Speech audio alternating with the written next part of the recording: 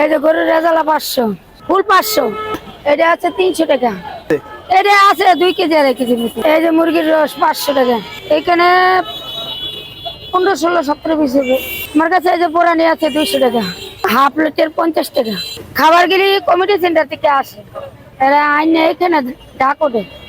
বোরানি আছে, মুরগির রস আছে, তারপরে তেহারি আছে, গরুর রেজালা আছে, মুরগির রস আর মাছ। এটা শীতের সিজনে বেশি হয় না, গরমের সিজনে আপনার কাম কম হয়।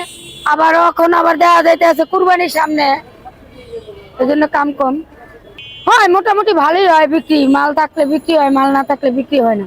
আমরা বসি 4টার সময়, 4টা যে সময় আগে বাগায় ভরে 3টা, 4টা, 5টা, 12টা পর্যন্ত। যদি নষ্ট হয়, গরমটা কিরকম, যদি একটা পুটলায় থাকে তাহলে ওটা একটু তো হবেই। এটা কোনো ব্যাপার না, এটা গরম করলে তো হইব, করার তো কিছু নাই। আপনি নিয়ে যাইতেছেন গরম মাল দিয়ে প্যাকেট করে, আপনার বাড়ি নানগঞ্জে যাইতে আছেন, তাই গরম মালটা নষ্ট হবে না? এটা কি আমাদের দোষ কি? এটা তো আপনার দোষ। আমি ব্যবসা করি 40 বছর ধরে। প্রথম 200 টাকা 300 টাকা বাড়ি দিচ্ছি, কখন এই যে 500 টাকা দাম বেশি, লস খাই। তো গেছে বার আমার 1 লাখ টাকা লস হয়েছে ঈদের আগে। মাল নষ্ট হয়ে গেছে, ফালাইয়া দিছি।